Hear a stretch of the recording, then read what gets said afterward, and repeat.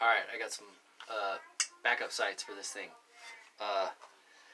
They're $40. They're 45 degree rapid transition, whatever. It's called a Taccfire. Taccfire.com. $39.99. That's backwards. But anyway, they look real cool. They're like they look better than those flip-up sights that I see Magpul selling. Not saying that those aren't any good. I just didn't like the looks of them. This one just looks like an M16. It's like they chopped the back of a M16, whatever carry handle where the rear sight adjusts, and then the front sort of the same way. Just looks like the front sight posts, and then they put it on a 45 degree, and they'll go right on your Picatinny rail.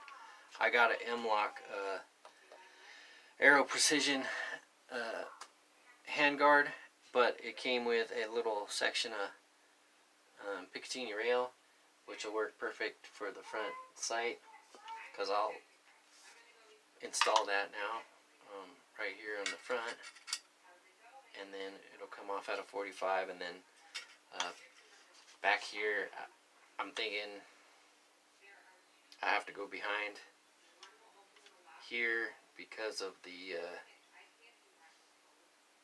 I think because of the I don't know what you call it, the dang where the shell ejects after you fired it. Weapon's clear anyway. I already checked that, but I guess you should always do that at the beginning of the video. Make everybody train a good habit for everyone. But anyway, I'm gonna put a little blue Loctite on these little guys. Put the front rail, little section of rail on there. I was watching a guy, and he said that the quad forends are the best, really, because they sell these little plastic things that if you don't like the way they feel, you can put the plastic over them and it protects your hand anyway. And I was like, huh, I didn't know they sold that stuff, or else maybe I would have got the quad rail. But that's exactly why I didn't get the quad rail. It's because I picked one up and I hated the way it felt. I thought, you're going to shoot this for a little bit? I don't want to shoot that. This is cool. Little, man, I can't tell if that's a Torx or a Allen. I'm blind as a bat. Anyway, looks like an Allen. It looks like a Torx. I have to get him my trusty Leatherman here. Let's see. Let's see what size we got. I got this Leatherman a couple years ago for my birthday.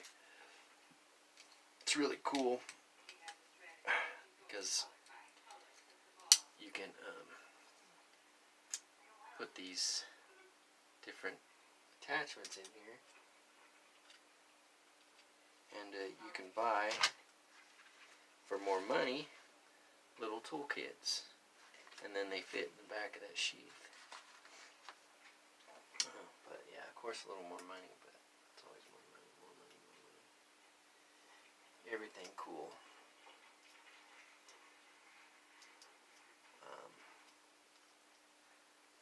So let's make this sucker start. I'll start it in there. Nice countersunk. Little screws. Very good. Pretty happy so far.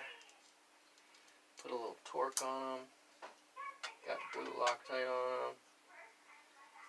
They're pretty small, so I'm going to do it about this much.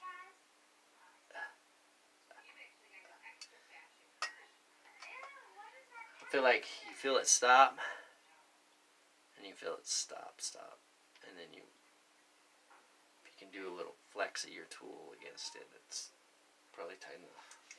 Especially with the blue Loctite, it should be good.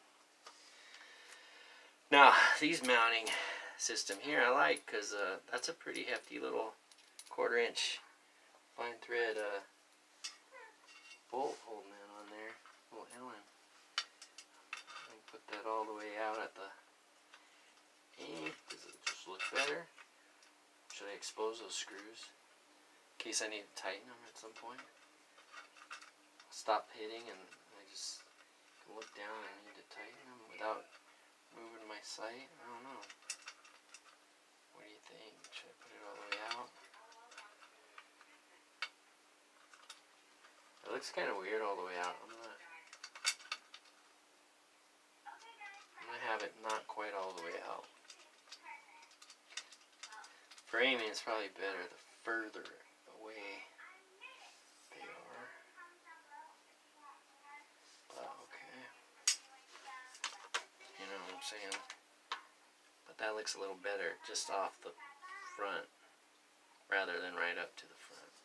It just looks, I don't know if a 1/4 inch will matter. Not that great a shot anyway.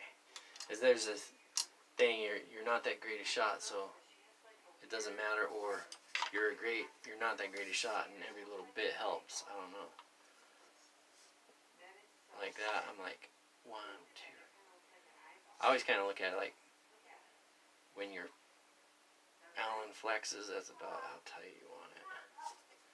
I didn't put any Loctite on those, but I don't know. Putting this one behind there, about there. Look like that. I guess it could go in front. I was leaning towards that would be better. I'm going to put it on the front, see what it looks like. Nah, I'm going to put it on the rear. I'm going to put it on the rear and see if I can look down it. And,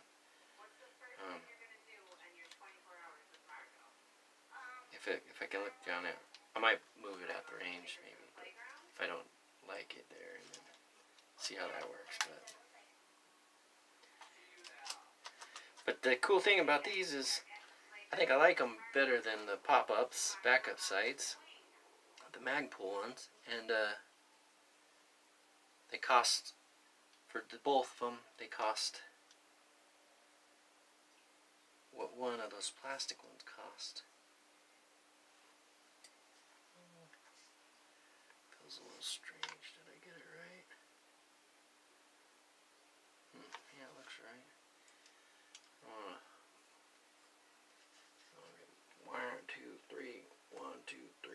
It's not really a how-to video. It's a bullshitting video with you guys. 1, 2, 3. Yeah. 1, 2, 3. I put this little piece of rail on the front because I had a bipod on it. I think I might move it back right in the middle. Put a handle on it.